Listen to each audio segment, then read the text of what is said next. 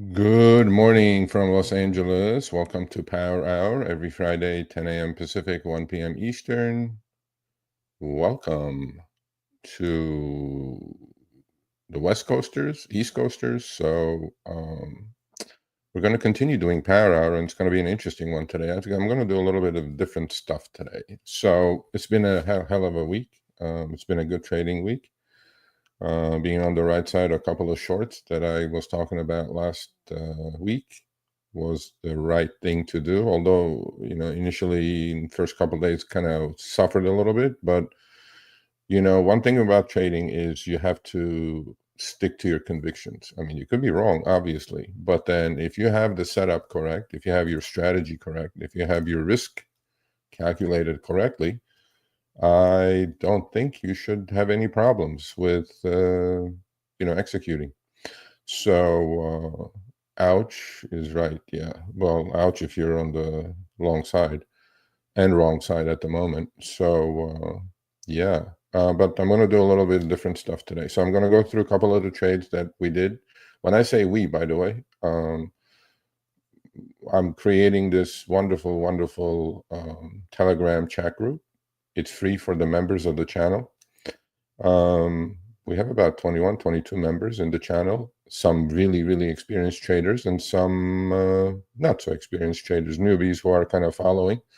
So that's one of the perks of being a member of the channel, if you do choose to become a member. I do everything with full transparency on this channel, wins, losses, everything. That's the only way it should be. Because a lot of people on YouTube will be like, yeah, look at this winner, look at that winner. I'm like, yeah, it's not that simple. However, you pick your battles. I mean, you have a strategy, you have a setup, and whatever is working for you, stick doing it, keep doing it. And I'm not going to not do it because I have a bad week or so. I had a wonderful January. February is proving a little tougher, although yesterday it made up for everything else. And I think I'm still plus a few percentage points for February, and February is not over yet. So, it's about how to keep your powder dry. It's about risk management. It's all of that. So, but before I do that, the schedule for the channel is every Monday, Trading with Sergio, 10 a.m. Pacific, 1 p.m. Eastern. Every Friday, Power Hour, 10 a.m. Pacific, 1 p.m. Eastern. Those are live streams. You can also catch the replays on the channel. So thank you for the support. Please put a thumbs up. It's free. And more importantly, I do a live stream for the members only on Wednesdays, 3 p.m. Pacific, 6 p.m. Eastern. We're having an amazing, amazing, amazing time on the members only lives, but besides that, the members get a bunch of different perks. You're basically getting me for a Big Mac. I have to charge something. I'm obviously not doing it for the YouTube money. But I see the improvement in the members. We had one member with a super, super hot hand. Whatever he touched turned into gold this week. And he shall remain nameless. But long story short, members get 3 or 4 different perks. One, obviously, is being a member of the channel, being part of that Telegram group. So on that Telegram group, without being financial advice or trading advice, I put my trades live. I execute my trades within 30 seconds or less. The trade is on there. From that point on, it's up to you to duplicate it or not duplicate it. I put all the details there. So that's one. Number 2, you get this t-shirt that I'm wearing for free. If you do become a member, it's a $30 item manufactured by Gig With It.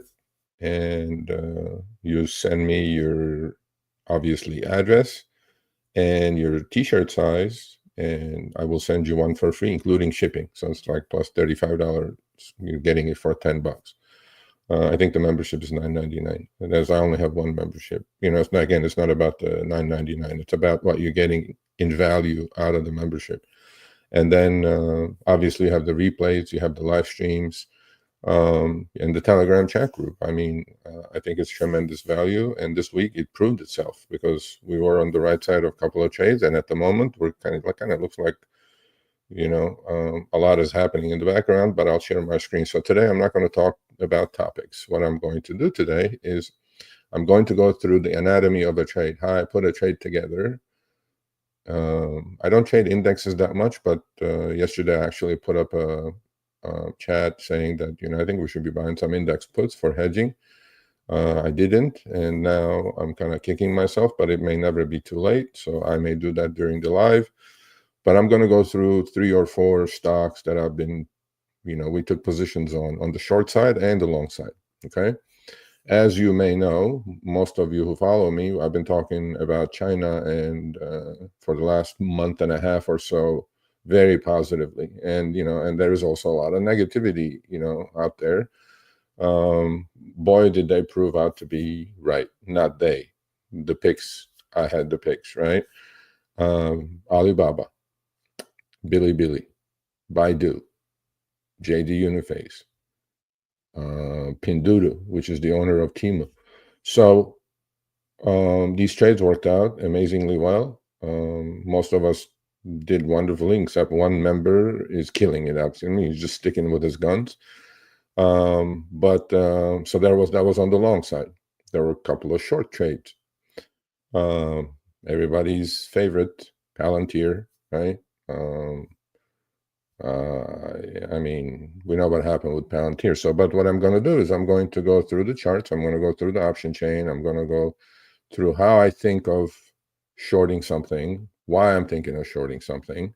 We still do actually have another short position, Oklo, which is the nuclear reactor manufacturer, supposedly. I got a huge pump, right, from the 20s to the almost 60, and shorted it.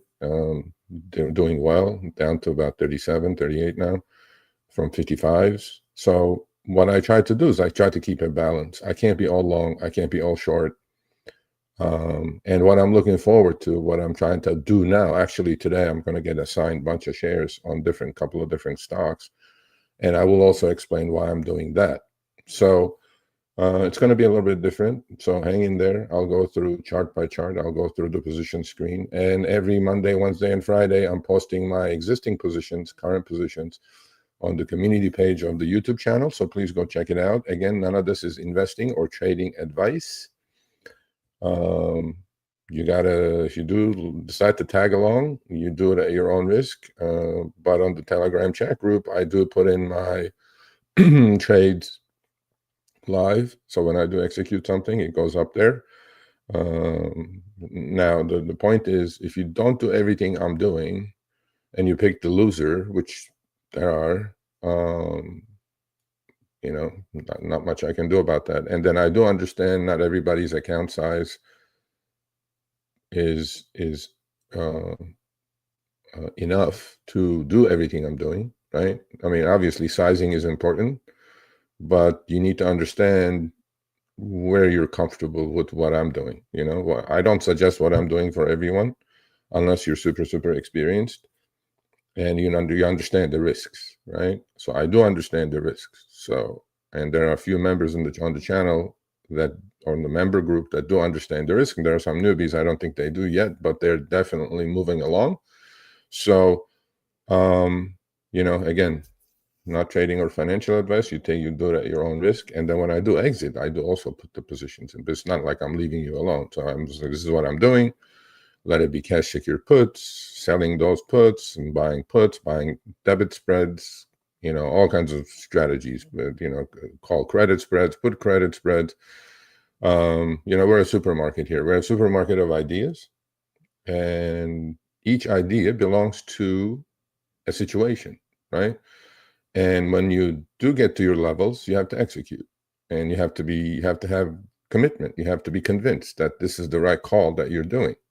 And when I go through the Palantir, situation this week, you guys will understand. I mean, was I expecting a sell-off of $30 in a week? Not in a week. What, 2 days from 125 or 126 to 96? No. I was expecting a sell-off, but I wasn't expecting a whoosh down, but it happened to work out. But I was giving myself enough time for that position to work out for itself. Initially, it was a negative trade for a couple of days, and then sure enough, it turned into an amazingly positive trade. Like in the 2-3, some members I think made 400%. So my point is, today I'll share with you my thought process how I find them, what my levels are, what I watch. It may not be that different from other people, but it's how you structure a trade, right? Because you have a thought. Now you have to put these thought on paper, assess the risk, see what could happen, what's the downside, what's the upside, and then execute the trade. And then from there on, it's up to, Mr. Market and what happens. So I've been successful with this. I'm going to continue doing it. If it ain't broke, don't fix it. So let me enter some couple of chat questions. Achilles X, ouch. Yeah, I mean, good time for a power hour. Yeah, I mean, today you'll enjoy it because it's quite different than what I do, which is talk about topics to create content for the channel. But I think channel is fine without content for a week or two. I'm going to give this a try because I want you to guys get into my head. Like, what am I thinking? What is this guy thinking? Why is he doing what he's doing? In fact, it was, to be honest with you, it was one of our members' suggestion a couple of days ago when we did the members live. He said, it would be great if you can just explain it, how you do it, why you do what you do, where you do. It's not about the profit or loss. It's about why are you doing what you're doing, with what stock, how do you pick these, how do you pick your options if you're doing options, how do you put the trade together, how do you assess risk, all these things. And I think it's a valid question. And so you get a glimpse of what's in my head, right? Am I right all the time? Absolutely not. Am I wrong all the time? No. I'm definitely more right than wrong. But then when you, obviously it feels good to be on the right side of the trade. Nobody wants to lose money. Who wants to lose money? But there are losses. It's going to happen. It's trading, right? Most of the stuff is not day trading, by the way. I don't day trade. It's mostly swing trading, position trading. I have, when I do enter a trade, I have a exit already. Always have an exit when you enter a trade, up or down. You have to have one. You can't just go, okay, I'll just, because they're options and they're limited risk. Well, what is the limited risk? Limited risk is going to zero. I don't think in my 35-year career I let anything go to zero, maybe more than a dozen times. Why let it go to zero? Even if it's down to, if you bought something 50 cents and it's down to a nickel, take your nickel, because that will be a bullet for you later on, instead of letting it expire worthless, unless you've done some cash secured puts, you're out of the money, then yeah, of course, then you can definitely let them expire worthless. So good morning, everyone. Luis, Zaven. Zaven is the one with the hot hand. Adele, Vic, Vic, HBSS. Macrobaked, yeah, those all my members are joining. You members need to get the channel out there. You guys need to do some work for me. You guys need to advertise for me. Come on now. Look at all the money you guys made this week. Come on, man. Anyway, so with that said, let's go to, I have a new setup on StreamYard, so hopefully it's going to work. I'm already sharing my screen, so I'm going to do this. You guys can see this. Please put a thumbs up if you guys can see this. Yes, no? Yes, thumbs up. Okay. All right. So let's go through what I have and what I may be getting assigned. So, all right. At the moment, I still have, I've been reducing the position, 11,000 shares instead of 15 now of HOWL, Werewolf Therapeutics. That's becoming my tax loss harvesting. I have 5,000 shares of RB Robotics, and I'm going to get assigned 2,000 more shares. I sold cash secure puts at the 2.5 level for 37.5, 38 cents. So 2.5 minus 37.5 is about 213. Stock's about 228. So I'm going to get assigned a couple thousand more shares, lower my cost basis. But I also had sold against my position the 2.5 calls at 41 cents. So there goes another 41 cents out of, my original cost of 286. So looking good. It's a position I'm working on. I am long call debit spreads for April on Cooler Technology. I am. What else am I? This is the one. I am long puts on OKLO. I've been long puts for a while. I started selling some of them today. Actually liquidated 85% of the position. Stock was 58, now we're at 39 in a matter of 3 days. Actually, I started buying some weekly calls on it just as a hedge because I think we'll have a really violent bounce and then I'll re-enter my puts again. I'm long some calls on ARQQ, Arcute Quantum. And here comes Palantir. As you guys can see, it's all cleaned up. If you guys are interested, go to the community page and see where the positions were. It was all wrapped up. I mean, seriously, it was like all over the place. But I will explain that one by one. I'm just doing the positions now. The positions today. I was also long Billy, cleaned that up, and now today, hopefully, and that was my intent, by the way. I had sold cash secure puts on MSTU, which is the 2X ETF of MSTR. MicroStrategy, which moves with Bitcoin, as we know. They're about to buy $2 billion or maybe more of Bitcoin this weekend. You know, they always buy it on the weekend for some reason. So it looks like I'm going to get assigned 1,500 shares. So I had sold 8.5 puts at 55 cents a couple of days ago. I wanted to buy the stock under 8, and I had sold. So I had sold 15 puts at 55 cents. Look, definitely those are going to get assigned at 8.5. But is my cost 8.5? No, my cost is $7.95. You deduct 55 cents from 8.5, and then I had sold 10 puts of the $8 puts expiring today at 27 cents. Stock is 774, 775. If it ends up here, I'm going to get assigned those as well. So then I will, on Monday, my account will show 2,500 shares of MSTU with a cost basis of probably right around where the stock is at now, or maybe a little higher, probably 795 plus 763, 773. Yeah, somewhere in that range, about 780 range. And I will sell some more cash secure puts for next week, and I will turn around and sell the next weekly calls on this. This has been my ATM machine for a while. But I will go through the risk-reward situation on all of these and try to explain you guys why am I doing what am I doing. So it'll be an interesting power hour today. I am quite convinced you guys will learn quite a lot today. All right, so where do we start? Let me go to the chat. Let me see if you guys have any questions. Hey, George became imminent. Welcome, George. Welcome. So, George, please send me an email to sergio@sergioavidian.com with your t-shirt size. You will get one of these within a week, hopefully, free, completely free. All right.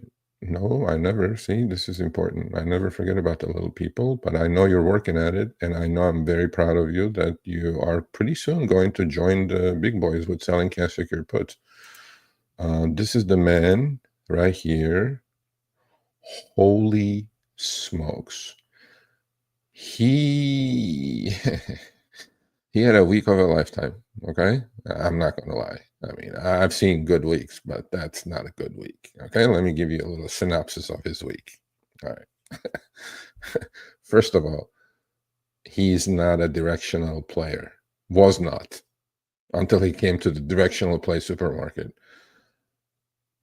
Holy smokes, okay? Every one of his ideas worked. Not only that, but he did a couple of the ideas that I suggested, PLTR and Billy. He's the only one still hanging on Billy. He's making, I think he's up 800% or something on that one. PLTR, he worked out. I don't know if I know he got out, but I don't know if he kept the short end of the put. So he will put that in there or not. Then he had cash secure puts on CL8, Celsius. It's only up like 30% today. He put an idea out there, which I did not do, and he was convinced that it was going to happen on SMCI. I told him, let's buy the straddle at 35, 8.5. That straddle's at $35 now. So I'm like, I don't know. This is like a week from heavens. You're not going to get these weeks, Zavin. So, oh, I did something. What did I do? Oh, I bought some calls on Oklahoma. Okay, cool.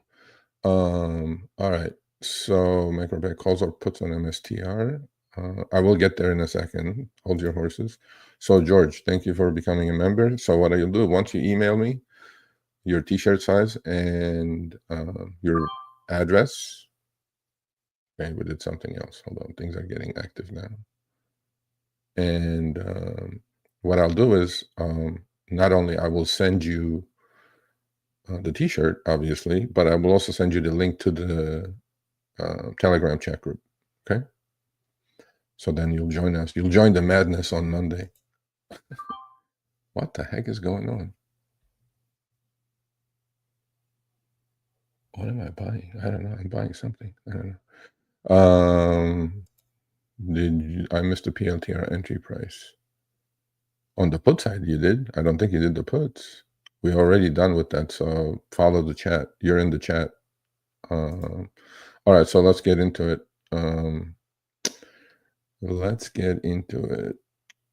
Yeah, I don't know if you have what kind of experience you have trading, but we have extreme newbies.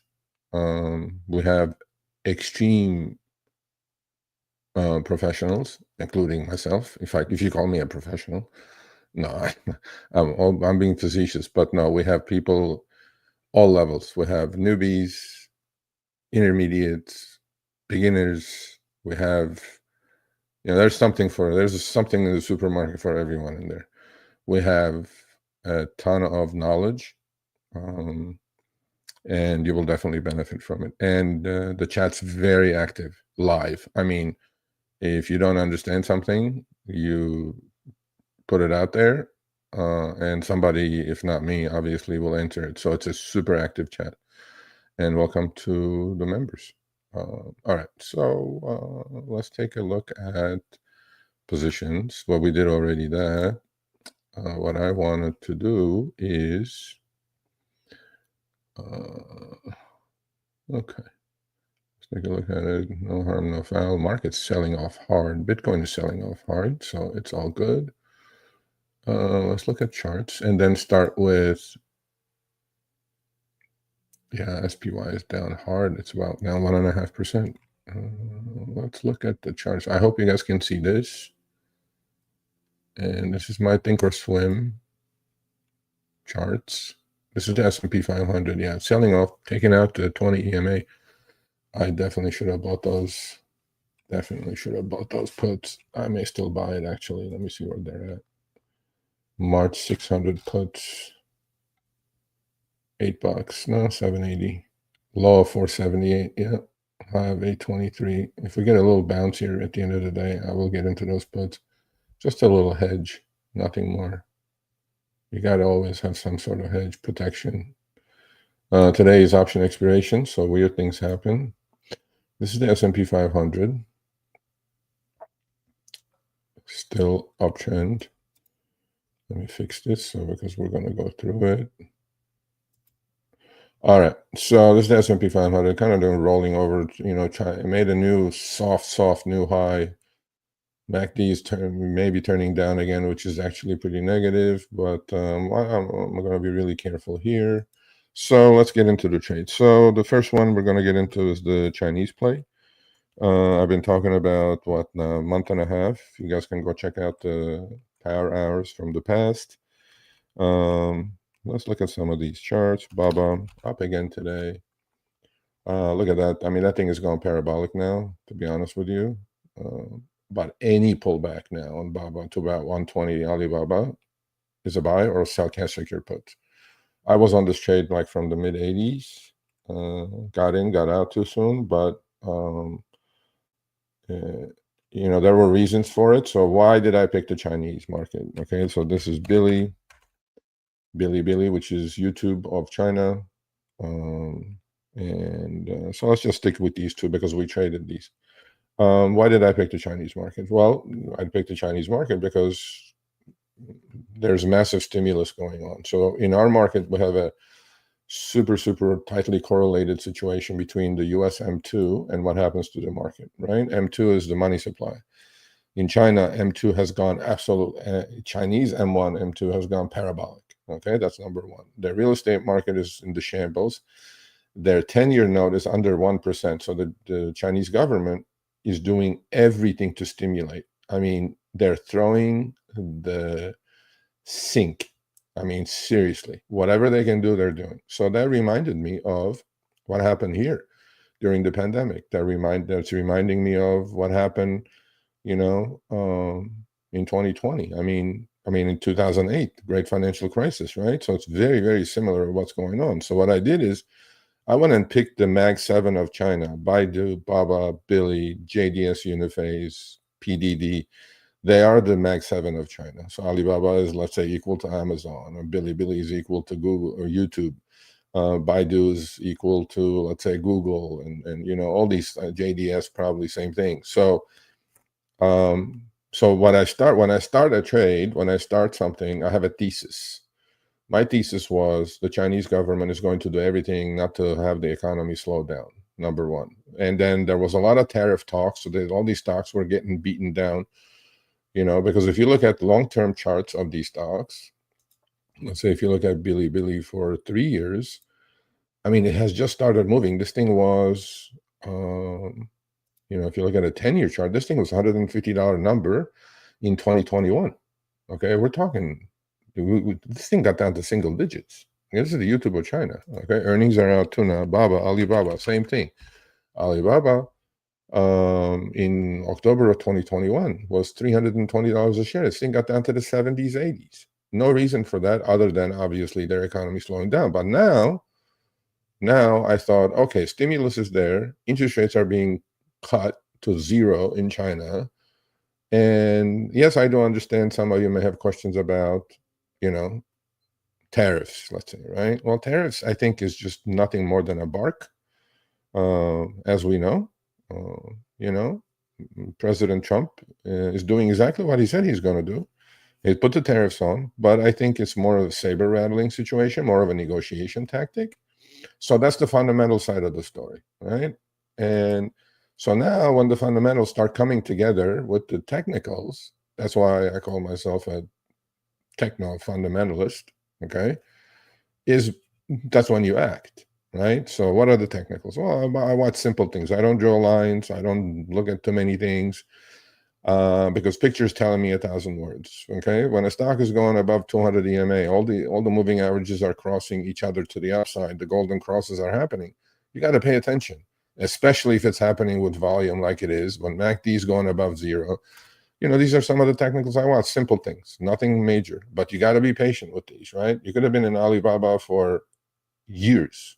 You'd just be going sideways. What I do is I try to time it, right? So when my thesis of fundamental picture comes together with the technical side, I'm in, right? That's when you make a decision and you go in. So we traded that, and then we did a wonderful trade on Bilibili. On Bilibili, I mean, I drew lines. Again, I don't draw too many lines right here. Bilibili, this is a descending triangle, and descending triangles are usually bearish patterns, but then when they do break out, boy, do they break out, right? And here we are. I mean, I literally put the trade on when we broke out of this descending triangle. And so how do I structure the trade now? Now I know, okay, I'm bullish now, right? Well, you being bullish, you can do simple things, you can do very complicated things. How do I structure this? Okay, so let me get back to the option chain. So this is Bilibili option chain. Actually, let me get back to the front screen for a second. All right, so how do I structure the trade? The way I did it is, yeah, yin definitely is up today. So how did I do it? All right, so there are things called, I could buy the shares, right? Well, I don't want to put up that kind of money. What I want to do is I want to risk little and make a lot. Okay, so okay, on Bilibili, when it broke out right about 19, it was, or maybe it was 18 and a half, 19. I said, I'm going to sell the at-the-money puts, okay? And I'm going to buy the $20 calls. That was March. And I bought the call spread, call debit spread with that money that I took in. Because so when I did sell the puts, you know, some of you may understand this, some of you may not, but those are cash secure puts, right? So I actually want to own Billy, but I want to own at a future date. I don't want to own it today. So the way I structured the whole thing was, when I sold the puts, I took in some money. Somebody paid me some premium, okay? Then I turned around and used some of that money to buy calls. So that's called a synthetic long, right? I'm not long the shares, but if the stock moves, the puts that I sold are paying for the calls that I bought. And there was credit left over. There was money left over. So what do I do with that money left over? It's burning a hole in my pocket. So what do? I go spend that money, whatever's left over now, on a call debit spread. Call debit spreads are you buy, and those went out to April. So you buy, I bought the $20 calls, sold the $30 calls. Not that I knew this was going to happen, but I'm thinking I have enough time. So I'm giving myself enough time for this trade to work, because I put the thesis of the fundamental side and look at the picture on the technical side, and then I go, okay, this is the strategy for this particular situation. And without putting $1 out of my pocket, I had massive long exposure on Billy. But I was willing to get assigned and purchase shares if things did not work out at 17.5, 18.5 range, period. But I did not put up $1 to create this position out of pocket. That's when knowledge comes in. That's what you need to do. And if you're conviction is strong enough, or if you're convinced that this is the right thing to do, you step up and do it. A lot of people don't like directional trades. I like directional trades. That's where you make the most amount of bang for your buck. You know, a lot of people mess around with put credit spreads, call credit spreads, take a little bit here, take a little bit there. Look, that's a different strategy. You know, I'm not here to kiss my sister, okay? I'm either going to make it or I'm not going to make it. And if I do lose, I lose. But then the wins have to be enough to cover, because last year I was 50-50 on my trading, 50% winners, 50% losers. But my account went up 120%. How's that happening? It's all on the channel. Actually, it's on the front page of the channel, the accounting of last year. How did that happen? Well, that happened because I took smaller losses. Although I was right half the time and wrong half the time, my losses were small, my winners were huge. And, you know, to do that, you don't need too many winners. This year is quite the opposite. This year, because of volatility, expected volatility increase, I'm hitting a lot more singles, right? Although we had Billy was not a single. Billy was definitely a triple. For some of us, it was a home run. And so that's how I structured the trade, right? That's on the long side. And look, you can buy the shares, simply put. There's one way. You can do what I did, structure a trade around it that without putting a penny out of my pocket, I participated fully on the upside, and I think Zaven is still participating on the upside, fully participating on the upside, because he did leaps. He did 2026 options. He sold the puts, bought the calls. I mean, that's why he's up, I think, 800%, 1,000%, some ridiculous number already, okay? Then what else can you do? You could have sold cash secure puts and, you know, collect the premium and be happy with that, but was willing to get assigned. There's many ways to skin the cat. So our advantage now, because we have a chat group now, ideas are flying back and forth, right, on the Telegram group. And when I do put the trade, some of them understand, some of them don't understand, and then they ask me, and then this is what it is. But they're learning. So for this picture, this was the strategy that I saw fit. That's how I structured the trade around it. Now, you may not be comfortable taking directional bets. Okay, then just sell the puts, with the understanding that you're willing to buy the shares at a cheaper price at a later date. Wonderful. But no, on this one, well, boy, did it work out, right? So, and most of us got out. I got out. I think I got out way too early. but it's okay. You know, when you make 100, 150, 200% on your money, I mean, you need to get out. I mean, this was a trade that I put on literally with no money out of pocket, zero, with full upside. That's one. Okay, so Alibaba, same thing, right? And now all these stocks in the universe, because now the picture is getting confirmed. Why? Every hedge fund is getting into China now. A month and a half late, but they're now getting the same fundamental picture that I saw a month and a half ago. You know, I mean, I'm not bragging, but I saw this like a month and a half ago. Actually, I had another, when I first started the channel in May of last year, I was long Alibaba. Alibaba had another run from like 75 to 120. And I participated in that. It was in my long-term investing account. But this time, I'm just really convinced that this is going to take off. And sure enough. And the other thing is, institutional hedge fund, institutional shorts are through the roof in China, right? All those shorts are getting covered too now. So you have triple whammy going here. The government's pumping. M1, M2 is absolutely exploding. You guys can go Google this. Look at Google Chinese M1, M2. It's literally going like straight up like a rocket ship. What does that mean? They're pumping all the money into the system. What happened to in the US when they did that? Remember during the pandemic? When they pumped all that money into the system, that was the bottom of the market. Governments are not going to allow the stock market to tank, okay? I mean, look, you'll have down days like this, but then overall, what is the picture of the stock market? It goes up, you know? Yeah, you have whooshes. You have whooshes like a pandemic, 40% in like a month and a half. Yeah, but then you got to protect yourself. That's why you have index puts. However, what I'm trying to say is that now institutions are catching up. You know, I post some things on the Telegram chat group. You know, now they're all like in the trade. Okay, fine, good. But is this, and by the way, this is not a just 1 month trade that I'm putting on here, right? This is going to be a cyclical, secular bull market on these stocks. So now I have 4 or 5 stocks that are on clear uptrends, and some have gotten super extended, but they're on clear uptrends now. So what does that provide me? That provides me 4 or 5 stocks, because I don't need to deal with 10,000 stocks. I know my fundamental picture is correct. I know my technical picture is correct. Okay, now you do your trade. You can buy and hold these things. There's no problem with any of that. But I trade. So now what I'm going to do is every pullback, I'm going to sell cash secured puts. I want to own these shares. Now I have uptrending stocks. Now you buy the dip.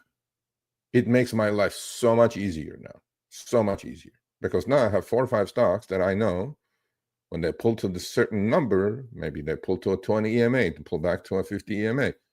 I'm just going to sell cash secured puts, do the same thing I did before, but at a higher strike price at a later date. So I will put on synthetic longs again, or there's many ways of doing it, but I will do the same thing. Go to the well again. So that's the Chinese play that I put on, and hopefully so much of you understood all of that. I've been talking about that. Yeah, selling options is great. I mean, look, there's makers, there's takers.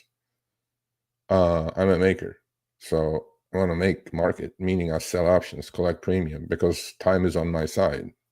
Okay, it's going to decay. So if you want, come to our group, come to our Telegram group, and then, but you need to grab a membership for that. You'll learn quite a bit. You're better than ChatGPT 4.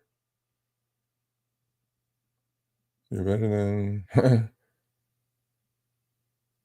What is a 9 handle on Uber? Would you buy call options? No, I would not.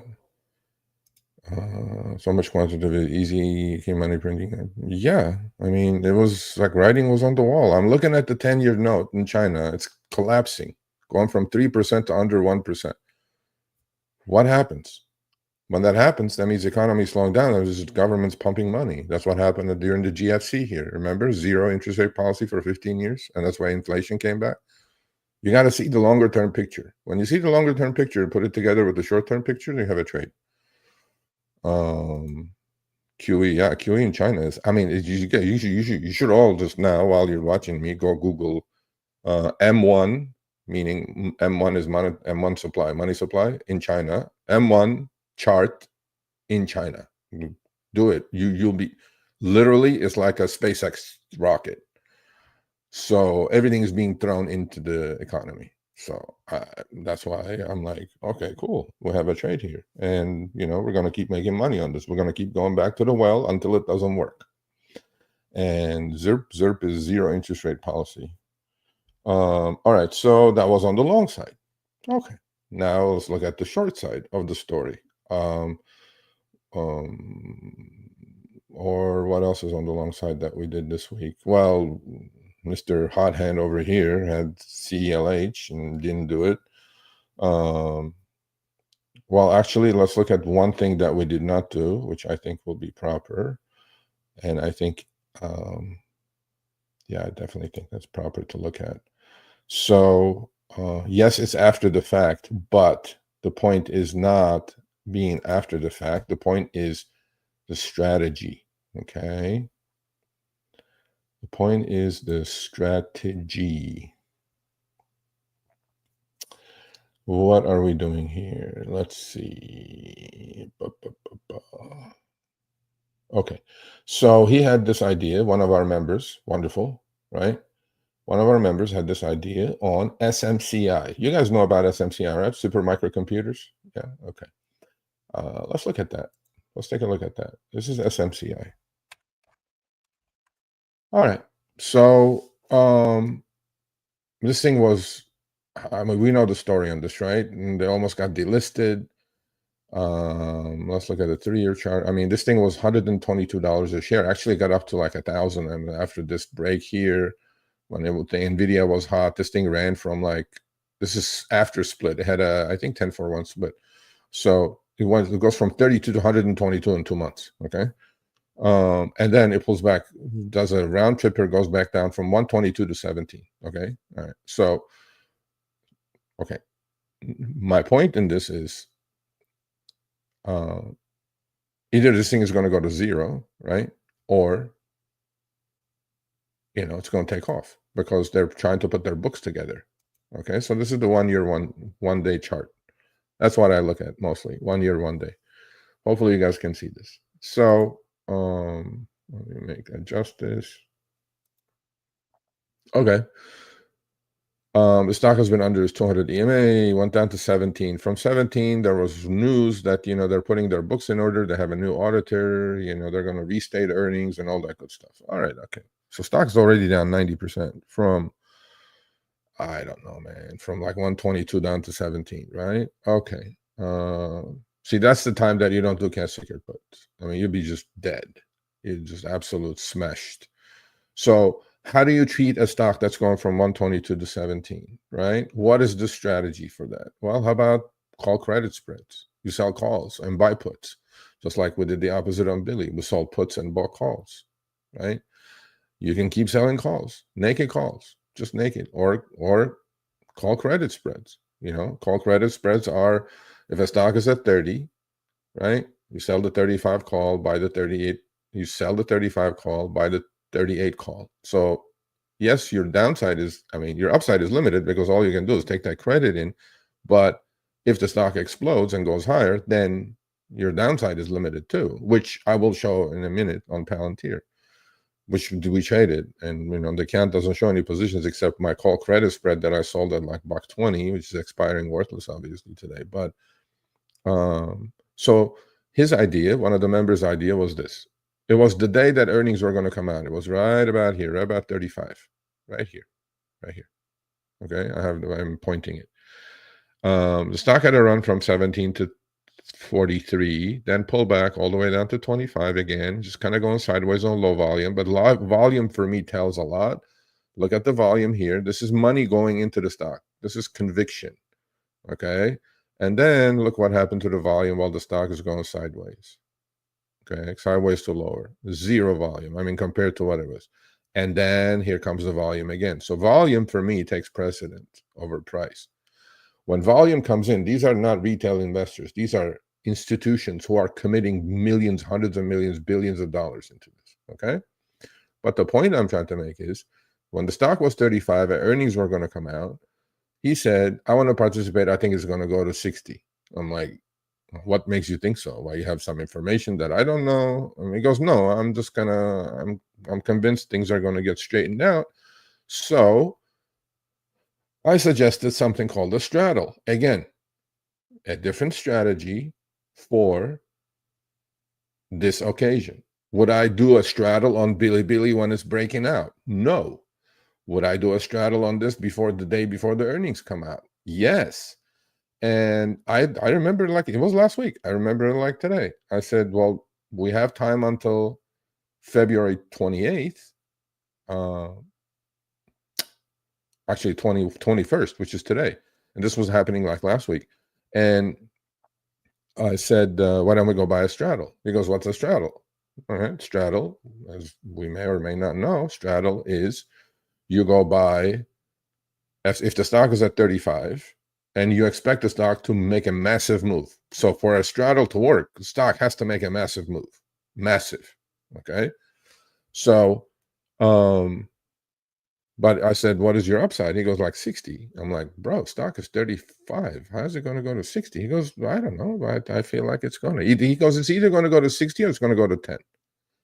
I'm like, okay, perfect for a straddle, because we're expecting a massive move in the next 2 weeks. You don't have to go further out than that, pay extra premium. So, but the implied volatility was crazy high on these. Obviously, the market makers adjusted it because they know what's coming, and they're anticipating a move of 15, 20% the day of the news hits. Sure enough, I looked at it, February 21, today's expiration, puts and calls. We were going to buy the 35 calls, and we were going to buy the 35 puts. We were going to spend $8.50 on this transaction per option, which is $850. Okay, if you do 10, it's $8,500. As you may know, each option is worth 100 shares. So every dollar you're putting up, you have to multiply by 100. All right, 8.5. Well, what happened? That came out, it popped that day, went sideways, and then it took off. Stock literally hit 66 yesterday. So under the assumption of a missed big fish, so what do we do? The $35 call, first of all, the $35 put that we bought would expire worthless. Okay? Obviously, it's out of the money now. Stock is 66. But what happened to the call side? Because we put in combined $8.50 for this trade. While the call side, the $35 calls, as of yesterday, and forget 2 days ago, as of yesterday, were $30. Why? 65 minus 35 is $30. Plus there is some extrinsic value, time premium in there. Probably they were like $32. So 8.5 to 32. Again, I'm pointing this out just to make you guys understand that you can't be just stuck doing one strategy, because one strategy, right, does not fit all. What you need to understand is there is a strategy. There's a strategy for everything. Okay. The strategy is you make a thesis, you put your thesis together, you put the picture together, and then there is a setup and there is an execution of a strategy. Then you go into your option chains, then you look at strike prices, then you look at premiums, then you decide, okay, this is the structure I'm looking at. Now I'm looking at pricing. What's the best strategy that will fit this particular situation? As opposed to willy-nilly, you could have bought the calls. Look, you would have probably made more money, right? Because now we know what happened. Hindsight's 2020. Imagine if that day when the stock is 35, somebody goes and buys $60 calls for pennies. Literally. It's $25 out of the money. Those turn into probably from 50 cents to $6, $7, $8. And 12x, 15x. I get it. But then the chances of that hitting zero the next day is also extremely high. Why? Because what if the stock tanked? Or what if it just stays sideways for the next 2 weeks, right? So options are difficult enough. And when the implied volatility is blown up like this by market makers, it's more difficult, Because taking a directional bet with 500% implied volatility is insanity. The stock will move in your direction, but you still will lose money. No doubt. So my point to you is figure all this out. Figure the Greeks out. Figure implied volatility out. Figure your, strategy out, and then shop for the best price, because we all are looking at the same thing. We all are looking at the same option chain, but we're interpreting it all differently, right? Because that's why I think our chat group is wonderful now, right? So the ideas are flowing like this, right? But the structure, I don't think, is there yet. I don't think they understand how to put the best trade together for that particular situation. And that's where I'm coming in. I'm going like, okay, this is what we need to do for this position. For Billy, we need to do synthetic longs. For this one, we need to do this. Because there's many different types of strategies, right? And you need to be able to comfortable enough to understand this, the upside, the downside, right? All this stuff, and price a trade together that is the correct trade for that particular situation, right? So to me, that was a wonderful trade. We didn't do it. He didn't do it either, because I don't think he's used to directional bets. But now he understands. Now he's like, okay, now I get it. But what I want is, through the chat group, is I want everybody to start thinking like, okay, what is he thinking? Like, what should we do here? Stock is here. What do we do here to benefit with limited risk, unlimited potential? Because on that straddle, if that was put on, okay, stock goes to 0. 8.5 puts. We paid 8.5 for the straddle. The puts would be $35, 35 to 0. It could have literally gone to 0. I mean, seriously. Or it goes to 100. Unlimited upside, right? Because we bought the calls, at the money calls. Stock goes to 100. Those calls are going to be 100 minus 35. It'll be $65. Think about it. So $65, by the way, each option, that's $6,500. 800 is turning into 6,500. That's the beauty of options. Or what could have happened? Stock goes sideways. It stays exactly at 35. What are the odds of that? But it could happen. And both sides expire worthless, and you lose 8.5. But you can't lose more than 8.5, right? So there is many of these situations that things happen. Here's a question: do I think China will be the next Japan like 80s? No, they don't have deflation. Japan was deflationary cycle for 20 years, except that, let me remind you all of that, yesterday, their inflation came out at 4%. 4. After 20 years of negative interest rates in Japan, now they're getting inflation. There is a yen carry trade problem here happening. So I'm looking for, watching that really closely, because they're going to start raising rates, and we're trying to cut rates. So there is a massive yen carry trade part 2 is going to happen. So watch the US dollar, Japanese yen currency rate. Watch that rate, okay? That's going to be an important thing to watch. We do remember what happened, right? When the yen carry trade blew up, we got like 20% correction in like 2 weeks. So be careful with those things. So I'm going to go to a short, and I'm going to go to a current position that I'm going to get assigned on why I'm doing what I'm doing. And I think 4 of these examples are plenty, right? If you guys have any other ideas for me to talk about, just put it in the chat. In fact, what I'm going to do is, if you guys want to come on and show your pretty face, here's the StreamYard link.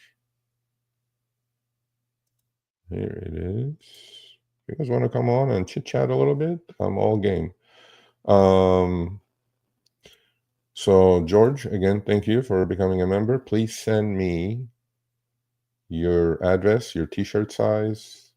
You get a t-shirt, and then I'll send you the Telegram chat, so you'll be in there on Monday. Sergio at sergioavedian.com. Simple. Again, thanks for becoming a member. All right, here it is. So that's the chat. That's the StreamYard link. If you guys want to come on, come on. All right, so we're going to talk about Palantir. Okay. Yeah. Okay, here's that. And let me go to, hopefully you guys are seeing this because I'm using this like my little square down here the first time. So let's look at Palantir. All right, so that was SMCI. So that was a different situation.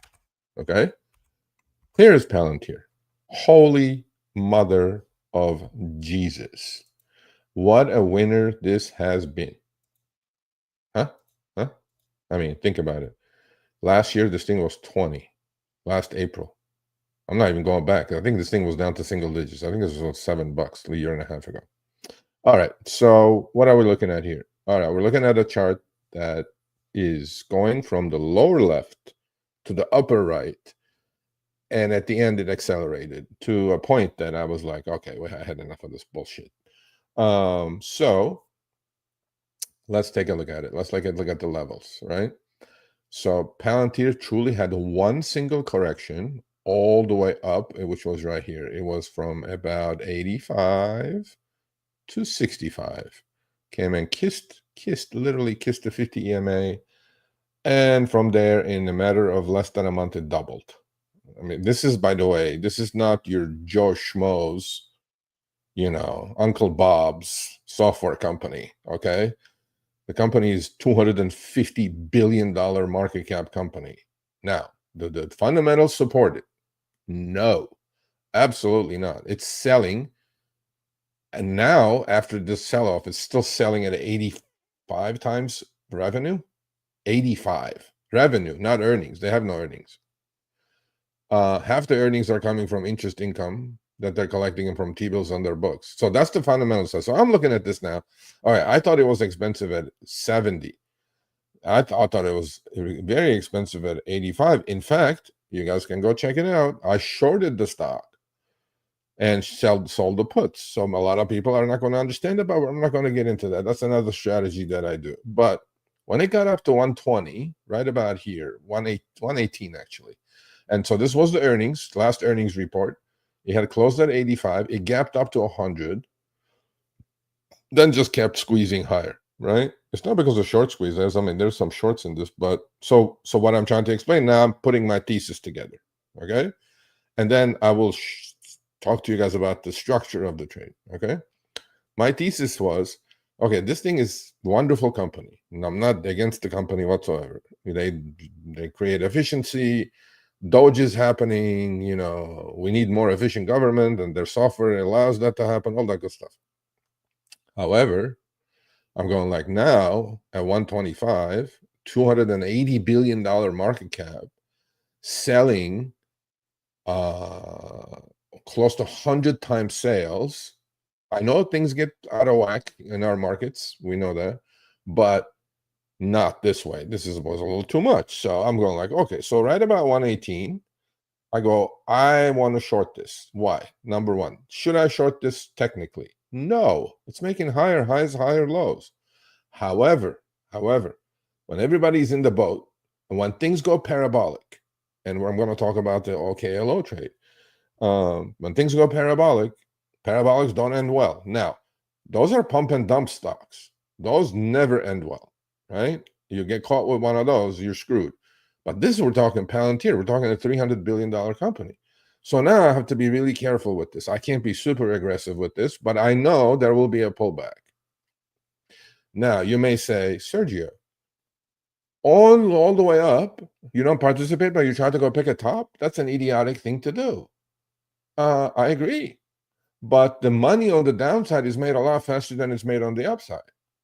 So that's what I've learned, right? Things walk up the stairs and take the express elevator down. And it sure did take the express elevator down. Now, so stock is 118. I'm going like, okay, without like going crazy, with limited risk, how can I structure a trade? What's my time frame?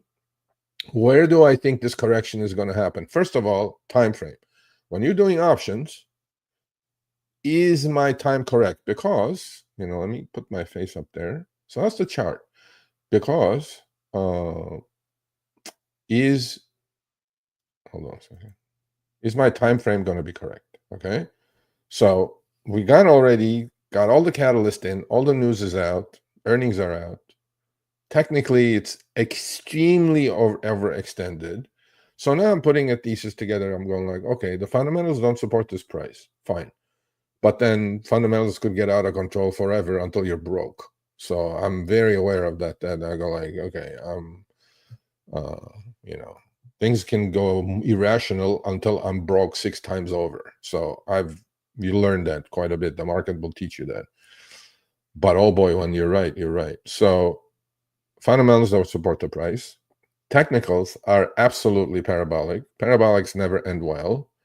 So I'm going like, okay, I want to risk, but then when do I think this is going to happen? So I'm going, okay, and how much of a pullback am I expecting here? Because I'm definitely not buying it here. Okay, I don't want to hold the bag, but I also want to have some sense of like, what am I risking? What's my return going to be? Okay, stock goes up, it's 118. I start doing, I thought by March expiration, which was a week ago, so that was like 35, 36 days to go. By March expiration, this thing will correct. How much will it correct? My expectation was when the earnings came out, it went from 85 to 100, opened at 100. So there's a gap, massive gap there. So I'm thinking, we'll probably pull back to 100, have a 15, maybe 20% correction. Okay. So at 118, I start buying put debit spreads. Put debit spreads is you buy a higher price put and you sell a lower price put against it to lower your cost. So I started putting these things on at like 4.5 range. So what I did is I was buying the 115 March 115 put, stock is 118, by the way, and selling the 100 puts because I'm thinking it may pull back to 100. That's about it, which is fine. So I started buying these things about 4.5. I started doing 5 lots at a time, 5 options at a time. So that's the other thing you need to do. You can't just throw all your, eggs in one basket and say, because I'm looking at my overall account value, how much of the overall account value am I going to risk? I go, okay, I'm willing to risk maybe 12%, max 15% of my account equity value or cash into this trade with the expectations that I could double. But then this trade was better than that. Now, here's the deal. So the next day, stock goes to 118 from 115. Okay, the options are cheaper. The put debit spread is cheaper. So I add to it 5 more, F4. Next day, it's higher. Now it's grinding. Every day, it's going up $2, $3. Not a red day in sight. I'm going like, damn, was I wrong in this? Is this thing going to just keep going? But I'm going like, okay, I have March. I have time. Fundamentals have not changed. Nothing has changed. When I was convinced it was overpriced at 115, at 120, I'm still convinced it's overpriced. In fact, I was on another channel. I said I'm shorting Palantir at like 120, and then I got a whole bunch of hate because all the diamond hands were like, "Oh, you don't know anything. What if it goes to 200?" I'm like, "Yeah, it could go to 200, but it won't happen before it cracks a little bit here." But anyway, again, this is also 30, 35 years of experience, by the way, that I've seen this movie multiple times. Okay, it's not, things don't grow to the sky. Period. I don't care who you are, what you are. But long story short, the next day stock is 120. I add to the puts at 370. The put debit spread. Same put, same ones. 115, 100. Next day, 121, 122. I'm like, okay. I go, so what do? I go, okay, I'm gonna do 40 lots, 40 options on each side. And I'm just gonna, I'm eating it. I was down maybe like $3,000, $4,000 at the top on the position. But then you have to give your trade some time because I'm convinced there's going to be a pullback within the next 30 days. I'm like, okay, I'm cool. So the double D's in options, duration and direction. I'm convinced in both. I'm convinced it's fundamentally expensive. I'm convinced technically it's ridiculous. It should have a correction. I'm like, okay, fine. So picking a top and picking a bottom is not easy. But then when you see all this come together, once in a while, it's a counter trend move, right? Should you do it? No. But then if you're in our chat group, then I think everybody did it in the chat group. I sold them the idea of, yeah, this thing is going down. But anyway, long story short, last one was the day before yesterday. I did the last one at like $3.10. Mind you, I started at like $4.50. But then now I built a position of 40 lots, right? 40 of the long 115s, 40 of the short 100s, at an average cost about $3.80. That was my average, right? So we're down to 310, 70-cent loss on 40 lots is $3,000. So I'm down $3,000. Well, sure enough, news comes out. Did I expect this? No. Did I have anything inside info? No, absolutely not. News comes out that the CEO of Carp is selling $1.2 billion worth of stock. Like, that was like, huh? Why? And news comes out that Pentagon is going to cut the defense budget going forward, as part of Doge, right? Okay. What happens? Well, the other thing I notice is that, see, these are all the things I'm watching, right? I'm watching the option flow. I'm watching how the market makers are hedging themselves, because there is a gamma squeeze happening. There are options going up to $160, $170 out of the monies, and people are buying these things by the tens of thousands. Okay, so if I'm a market maker and I sell you an option because there is no open interest, what am I supposed to do? I'm not going to gamble with you, because you're a degenerate gambler. You're buying $40 out of the money options on something that has gone up already like 10x this year, right? But it keeps working for you. Great. So what do I have to do? I have to hedge myself. So what do? I go buy other options, deeper in the money options, or I buy the underlying equity. And that's what getting the pump. But I'm kind of seeing the picture kind of change. I'm seeing that I'm going like, okay, once they're fully hedged, right? Market makers are fully hedged. It's not going to make any difference, because you have to understand, for all those people who are buying out of the money calls, they have to close that position by selling that call. The second this call is sold, the market maker is going to take the hedge off. How does it take the hedge off? By selling the stock. That's what's going to happen. So I'm like, I'm watching all this. I'm watching the option flow. Is it going on the put side? Is it going on the call side? Sure enough, right about, it was on Wednesday, right about, I think it was like 10 o'clock in the morning, you get this huge candle down with super high volume, which is completely opposite of what's been happening. I'm like, I even put it on the chat. I go, F Palantir, and I said rug pull. And sure enough, I'm looking at the short weekly puts. Oh my God, are they being bought by the tens of thousands? Well, what's happening now to the market maker? Market maker has to hedge himself there too. How does he hedge himself there? He shorts the stock. Now the longs are getting out. He's liquidating his longs. The market maker is. So this is all happening with the equity. And he's putting out, puts. He's selling puts to people who are buying puts coming out of, style. And now he has to short the stock. So imagine what's happening. Within 40 minutes, Palantir went from 125 to 108. Now, we are long the 115 puts and short the 100 puts. Hello, touching those same puts. By the way, at the same time, I had this thing wrapped up so many different ways. I also had sold weekly, which are expiring today, 3 days ago. I sold weekly call credit spreads. I was short the 125 calls, long the 130 calls. So I had taken in about $1.20 there. So I'm looking, okay, if this doesn't happen, in the next week or so, at least I'm just lowering my cost now on my put debit spread. If you don't understand any of this, it's okay. I'm just talking. So those are going to expire worthless, right? But now the put debit spreads, 115, 110 debit spreads, the same time in the morning, my last 5 was purchased at $3.10. Now they're 4.25 in like 3 minutes. At the end of the day, those were like about 8.5, 8 range. So that's a double. Okay. The next day, overnight, the stock is still being sold. Well, sure enough, on yesterday, stock opened at 106, hit 96 within 15 minutes, 20 minutes. And I think everybody in the chat got out, made a shit ton of money. I sold my put debit spreads between 9 and 11.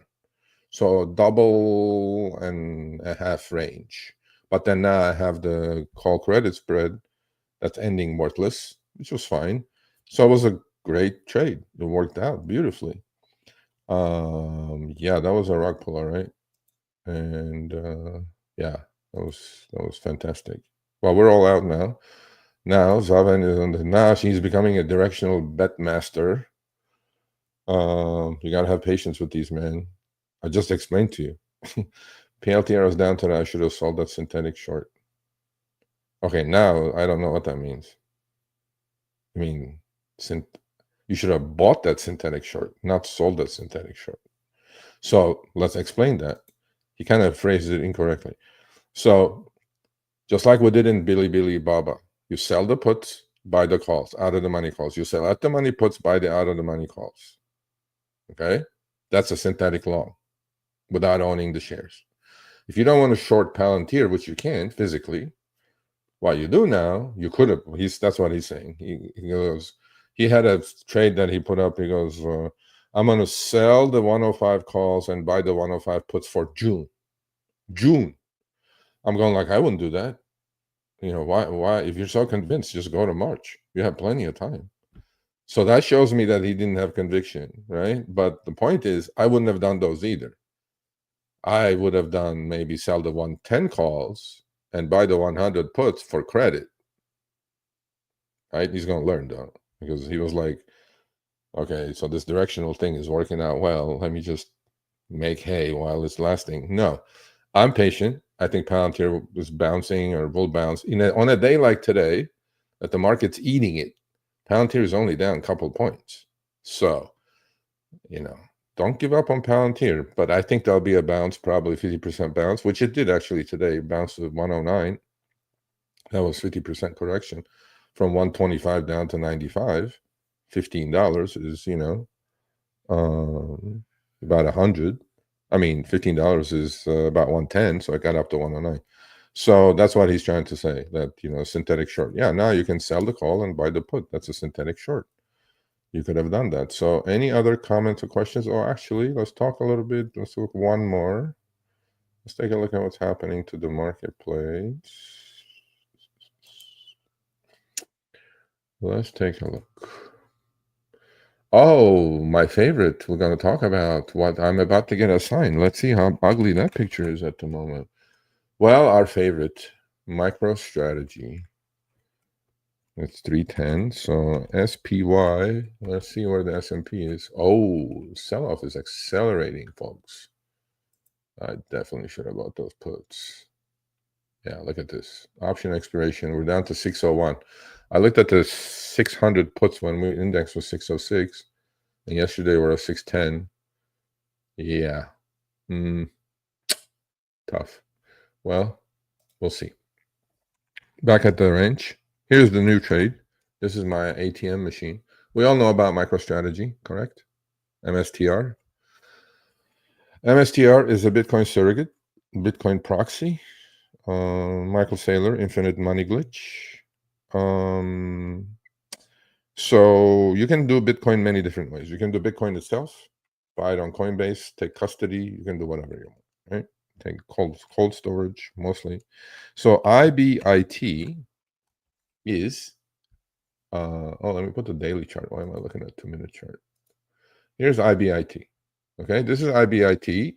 IBIT is dollar for dollar follows Bitcoin, BTC. Okay, this is the BlackRock Bitcoin ETF. Billions of dollars went into this thing. It's still going in. So Bitcoin went between 55,000 and 70,000 for 7 months after the halving. It happened in April of last year, March, April of last year. If you guys don't know what halving is, halving like not having it, but half, right? The hash rate got cut in half. Every 4 years, it gets cut in half. Either 4 or 6 years. Long story short, Bitcoin went sideways. Okay, IBIT. This is IBIT. And so did MicroStrategy. Right? There's MicroStrategy. While IBIT and Bitcoin is going sideways between 55,000 and 70,000, it went sideways. Right? Okay. Well, what is MicroStrategy doing? They're buying Bitcoin. They're issuing convertible bonds, at the market stock sales. Now they just issued 2 billion more convertible bonds. That's the infinite money glitch. This weekend, I'm pretty sure they're going to step in and buy some 2 billion or $2.3 billion worth of Bitcoin. MicroStrategy owns about 480,000 Bitcoin. However, you have to understand something with MicroStrategy, something called MNAV, multiple to net asset value. MicroStrategy's existing business is nothing. They have a legacy software business that's not worth that much. But the treasury asset is Bitcoin. They're up to 480,000 Bitcoin. So if you multiply 480,000, let's say 100,000 Bitcoin, that's 48 billion. But the company is selling at like 90 billion. Why is there such a premium? And that's called MNAV, right? Well, last time, after going sideways, BTC went sideways for 7 months, 6.5, 7 months. Then Bitcoin took a leg from 55,000 to 105,000. Look what happened to MicroStrategy. You went from 133 to 543, which at that level, I thought it was asinine. Actually, I made some money last year on that by selling some calls. But the point is, at that point, MNAV got up to 3.5. This doesn't belong there. Why should it? The company's value was like $130 billion, while their Bitcoin holdings were like only 30 billion. Why should it be selling 3.5 times their Bitcoin holdings? Okay. Well, what did Wall Street do? In fact, I have a video. You guys go check it out. I said, well, short MicroStrategy, buy Bitcoin. And that's exactly what happened.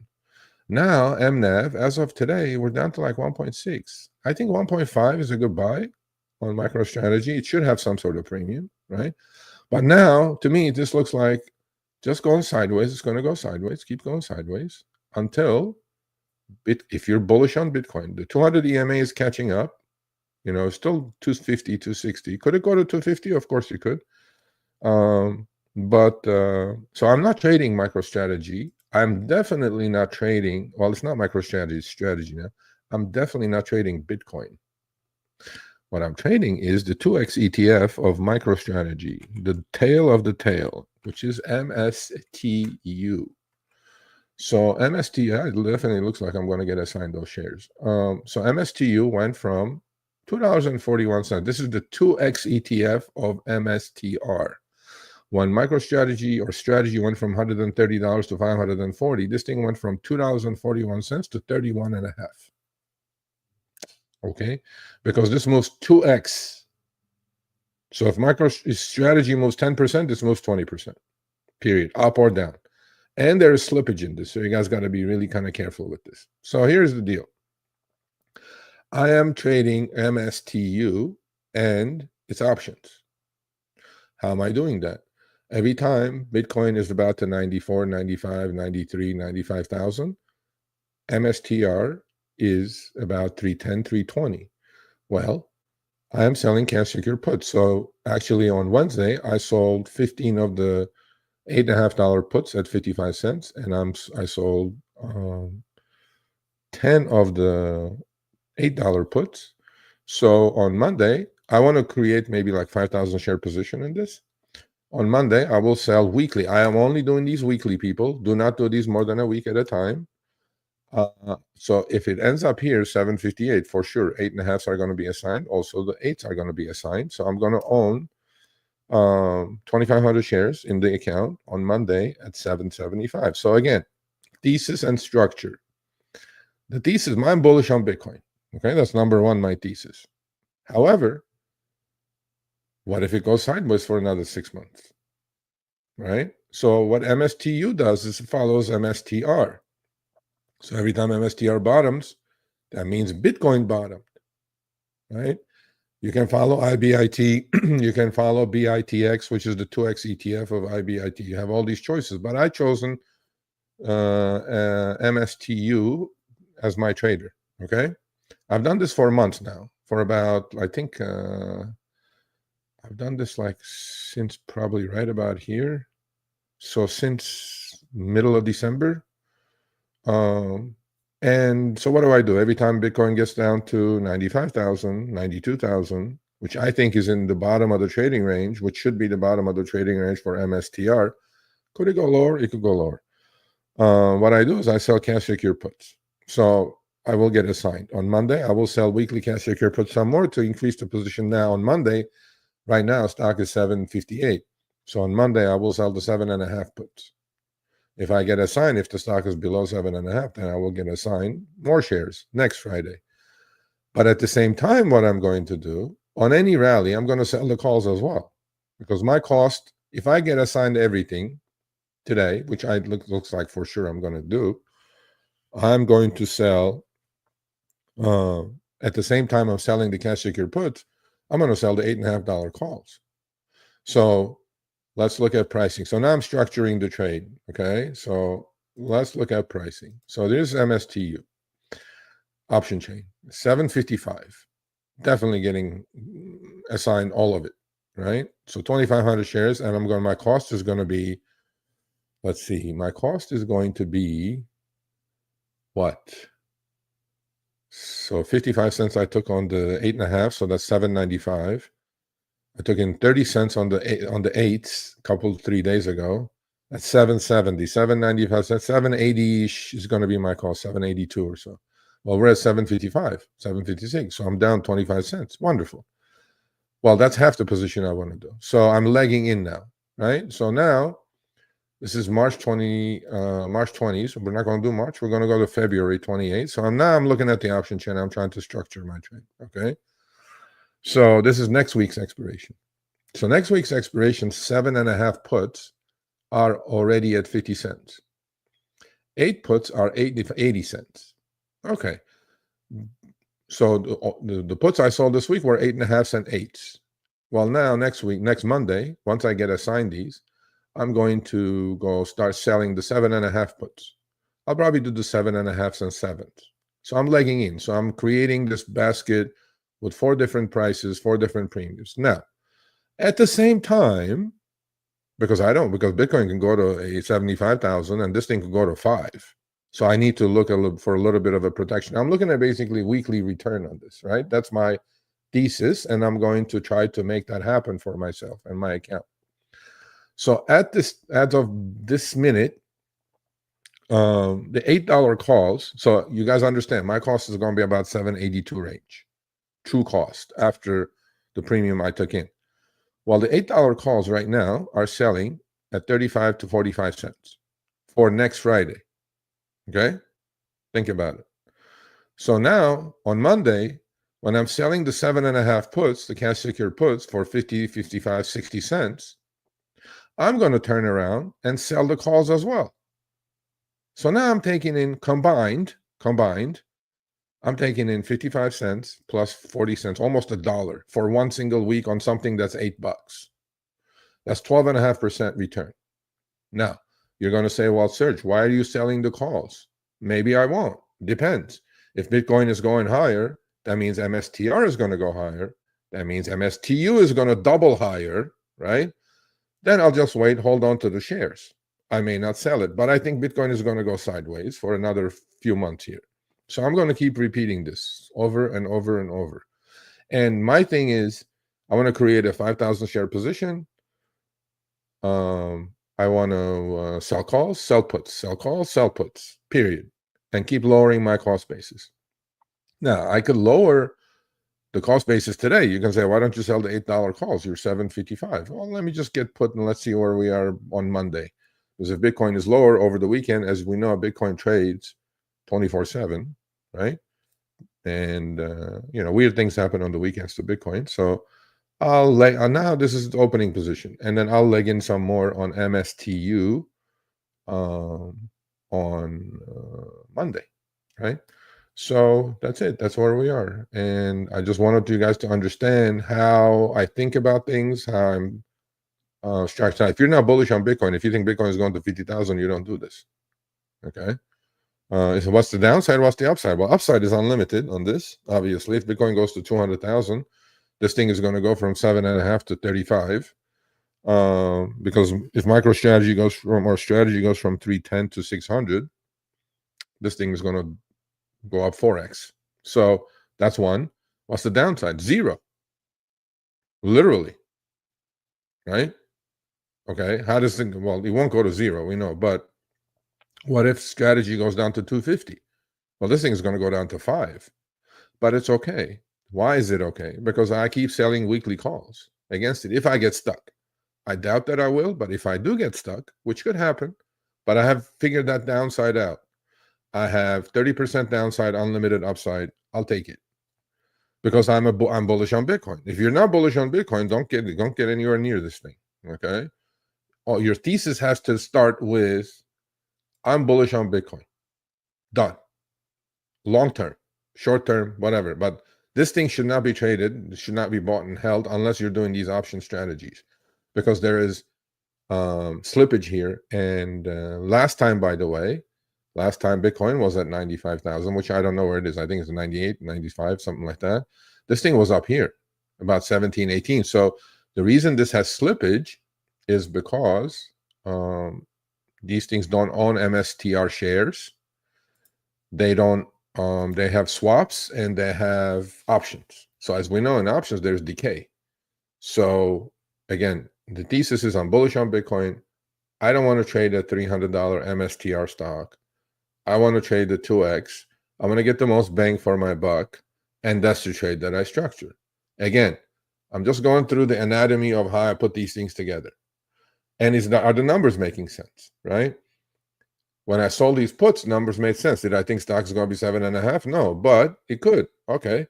So I'm going to get assigned. But my intent, I was fully willing to get assigned. So when you're selling cash secured puts, you have to be fully willing to get assigned, because there's a chance of that. And today I'm going to get assigned 2,500 shares. Okay. If the stock ended up, if it was above 8, okay, or 8.5, then I wouldn't have gotten assigned, but I would have collected the premium on something that's $8.55. That's 7% for 3 days. So now I'm going to keep doing this, but I only do these weeklies. On MSTU, I don't mess with anything longer term. I could, because the premiums are going to be higher, but I think a week at a time. If I can collect 4, 5, 6% a week on the put side, on the call side, I think that's the right thing to do. That's the right thing to do. Hey, TJ is here. What's up, buddy? What's up, TJ? So please go check it out. I have a wonderful interview. He graced me with his presence on my channel. It's under Insiders of Wall Street. There's an interview that we did. What an inspirational story TJ is. It really, really is. I mean, he's, from being a roughneck, as you guys know, roughneck means he was on the oil fields, man, crushing his fingers and stuff. At the same time, doing some Uber and Lyft, making money, have a plan for the future, and learning this business. And he came across wheeling strategy. Selling puts, selling calls, man. We just got to collect that money. There are makers, there are takers. You got to be the maker. You can't keep taking that premium and then go like, oh, yeah, it's going to go triple, quadruple. So actually, I mentioned it before he showed up. I was on his channel, and I said, I love the China play. And, we know what happened since then. I think it was a week ago. And I said I want to short Palantir, and his crowd was a little hostile. It was like, this guy doesn't know anything. He says, why would you short Palantir? I'm like, man, shit happens. But yeah, that's what we do, man. He does it very well. He has balls of steel. I mean, I've seen some of his positions. Not only that, but he loves wheeling. Wheeling is basically selling cash secured puts, collecting the money. That money immediately shows up in your account, right? But he's willing to get assigned. He's willing to buy those shares. So he has enough money to cover that, obviously. And then, when he does get assigned, he sells the calls, bring in more money. He's basically collecting rent on the underlying stock, right? Once in a while, you limit yourself to the upside, but then you can roll, and you can roll up, you can roll down. But he's done wonderfully well, and my hat's off to TJ. And hopefully I'll show up at his channel one of these days again. Sell calls, sell puts. Yep, that's it, my man. That's what we do. You just gotta sell the stuff. If you get assigned, don't panic. Things will be okay. If you don't get assigned, you collected 3, 4, 5% on a weekly basis on this specific one. So I don't know when you joined, but I mean, that seems like a lot of money to me. 5% a week. I mean, 4%, 3%. So to me, that's my ATM machine on MSTU. On the other stuff, other strategies are necessary to pull some serious money in, but directional bets actually. So anyway, yeah. So you guys don't have any other questions? I definitely answer those. Okay, no more. Richie, you do not touch options. I don't think you have any idea what you're saying with options. Don't do it. Yep. All right, cool. So so that's what goes into my how I build a thesis, right? You build your thesis, you have a macro picture, you have a fundamental picture, all right? And you put that together, you find yourself some stocks. Again, we agree with TJ on this one, and most of the group here. Stocks are like girlfriends. Each one has a different temperament. They behave differently, different earnings, different management. Everything is different, right? Amazon culture is not the same as Google culture or Apple or whatever, right? And to me, once you have yourself a basket of stocks, maybe my universe is a little bit wider than most because I want to find different things that fits me continuously. But I rotate. I don't just keep the same things. I add and I take out. I add and I take out, but I'm looking at 40, 50 stocks all the time. But I don't trade all 40, 50 because not all of them get to the points that I want to execute a trade. But then out of 40, 50, if 10 are getting during the week to where I think I need to execute, then it gives me enough chance to move my funds around and earn some return on it. That's all I'm doing.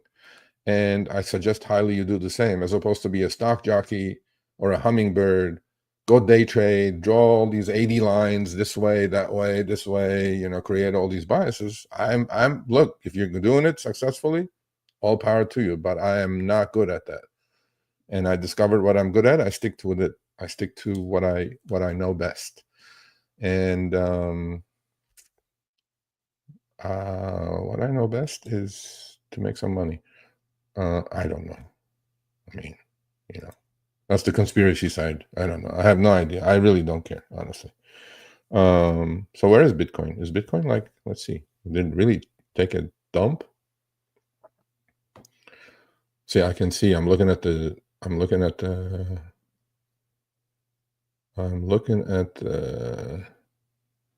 chat, Telegram chat. Nobody's panicking. See, I love it. I thought all of them would be jumping out of the window by now. Because I've said I'm selling MSTU puts. I don't know how many of them followed. So they're all like panicking. Oh my God, I'm going to get assigned. I'm like, it's okay. We'll have a strategy. Don't worry about it. All right. So let's see where Bitcoin is at. And Bitcoin must be tanking because the market's tanking. Certainly there's a correlation between Bitcoin, right, and the market. Not as much as it used to be, though. It's much less now. Bitcoin. Ooh, 96,000. All right. Okay, it's down a couple thousand. See, this is what's been happening. That MNAV, I got to really watch that carefully now. We're down to like under 1.6 now. So, yeah. Well, the other thing that's happening with strategy is they issued 2 billion convertible preferreds. No, convertible bond notes going out to 2030, 2 billion. Zero interest rates. This guy is brilliant. He's taking money from people and paying him no interest and immediately turning around and buying Bitcoin with it. And I'm going like, look, this is gonna be in the history books either way. Because Bitcoin goes to 1 million, MicroStrategy will be the most valuable company on the planet. There's no ifs and buts. And they don't produce anything. All they did is just buy Bitcoin. And if this goes bad, it will go to zero. And I'm like, wow. I mean, you got to give, this guy some credit. At least he figured it out. So he created this basket of goods because a lot of companies cannot invest in Bitcoin directly. Okay. It's against their corporate charters. So he's creating all these tools. Okay. He's created convertible notes. Literally zero interest he's paying for the next 6 years. These are the ones issued yesterday, 2 billion, with a conversion rate of 150% of the stock at 450. So if you guys understand the game, the buyers of the convertibles, what do you think they're doing? They have to be delta neutral. They're going shorting MicroStrategy. That's why MSTU is going down, because it goes down with MSTR. So I'm not panicking. I'm just trying to explain things. I'm explaining it. So yeah, so he's creating this basket. So he has perpetual convertible preferred shares. He has convertible notes. He created all these tools because there may be a 10 billion, 20, 50 billion hedge fund or some other corporate entity which disallows them to buy Bitcoin directly. Well, they can come and buy the ETF, right? But there are some funds that can only buy bonds or notes or convertible bonds. There are funds that can only buy preferred shares. So what is Michael Saylor doing? He's creating all these tools for these companies to give him money for free so he can go buy Bitcoin for them. Basically, he's like a proxy. He's a surrogate, right? He's the broker. But he has have all these products. Oh, you cannot buy Bitcoin directly, but you can only buy convertible notes. Come buy some of these notes. Oh, you cannot buy, my shares, common shares, but you can only buy preferred shares. Well, come buy some of my preferred shares. And what he's doing with that money is just going immediately buying Bitcoin on the exchange. Either this is going to end up well, or it's just going to go to zero. I mean, I don't know. I mean, I don't think it's going to be imminently zero, but we'll see. Anyway, so much love to you all. Thank you for joining. All we do is teach, inform. Please put a thumbs up. If you're interested in becoming a member, click join. You get a free t-shirt. You get a Telegram chat group. And so that's it. I'll see you guys Monday, Trading with Sergio. Let's see if I got assigned and what I'm doing on Monday. I'm pretty sure I'm going to get assigned at 7:50, for God's sakes, unless we have a rip rally at the end of the day, which I don't think it will happen. So all I know is I'm comfortable owning shares. Well, thank you for joining me on Power Hour, and I will see you all on Monday at Trading with Sergio, 10 a.m. Pacific, 1 p.m. Eastern. And for the members, we are every Wednesday, 3 p.m. Pacific, 6 p.m. Eastern. See you all there.